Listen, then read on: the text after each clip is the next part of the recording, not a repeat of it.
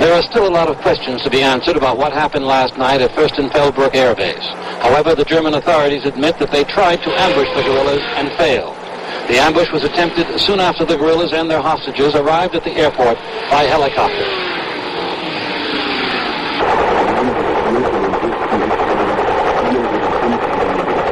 There they were supposed to have boarded a German jetliner for a flight to an Arab nation. The German government says it was convinced that this would have meant certain death for the Israelis, and the decision was made to try to either disable or kill the guerrillas at the airport. They admit that police sharpshooters opened fire first. The guerrillas who were not hit then opened fire on the hostages.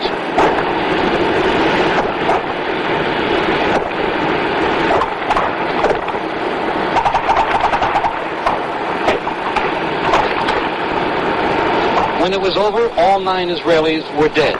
5 guerrillas were killed, 3 others captured. A German policeman also died. What made the tragedy seem even worse was the fact that for hours last night, there was a report that all of the Israelis had been liberated, a report which was not denied at the time. German authorities blame poor communications with the airbase, which was completely sealed off. One newspaper summed it up by saying, "Whatever the truth about the tragic events of last night, Germany will emerge a loser." Lou Ciaffi, ABC News, Munich. On most days, the stadium holds 80,000 eager track and field fans.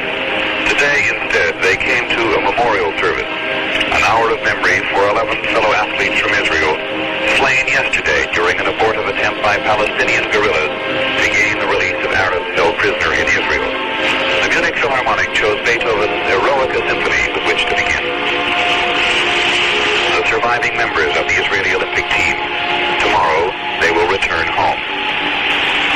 Representatives from almost all of the 122 countries participating here.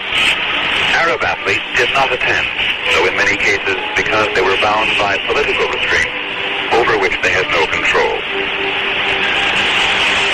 In what can only be called a state of shock and devastation, thousands of Germans who had seen their games of serenity turned overnight into the Olympics of terror.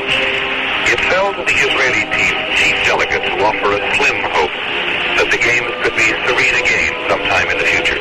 I should like to solemnly confirm here that the athletes of Israel will continue to participate in the Olympic competitions in a spirit of brotherhood and fairness, despite this abominable crime. It is in deep sorrow that the Israeli delegation leaves the Federal Republic of Germany today. After the President of Germany spoke, Avery Brundage, the President of the International Olympic Committee, echoed what was really the majority sentiment here. We have only the strength of a great ideal.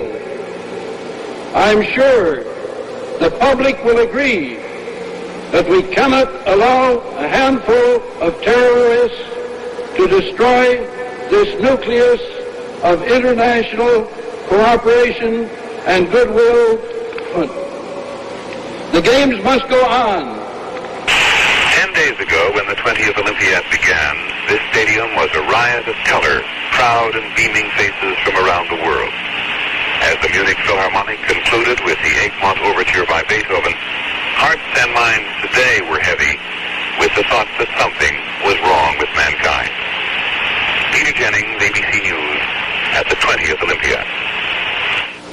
Munich has the well-earned reputation of being one of the most pleasant and pleasure-seeking cities in Germany or indeed in the world. That's why the Germans wanted the Olympics there to soften the memory of Hitler's Iron Olympics of 1936 in Berlin.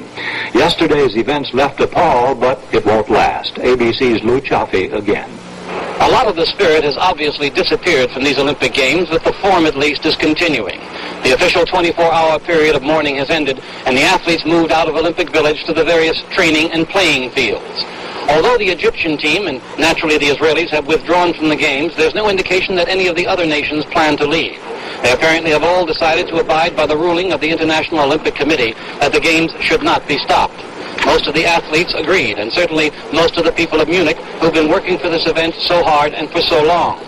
In the city of Munich itself, all of the flags are flying at half-mast, and many of them are hung with black bunting. The newspaper headlines tell of the shocking events of the past 24 hours. In front of stores, small crowds gathered to watch TV sets during the commemorative ceremony that was held today in the Olympic Stadium. And while the people of Munich were obviously shocked and saddened by what happened, that feeling is slowly beginning to wear off. The sidewalk cafes were crowded today as people took advantage of a bright sun that shone down on the city. Tourists walked through the main square sightseeing and taking pictures. And even the scalpers were back on the streets with their assortments of tickets to Olympic events that were going for 5 and even 10 times the regular admission price. Luciaffi, ABC News, Olympic Village. Israeli reaction to the killings, that and other stories in a moment.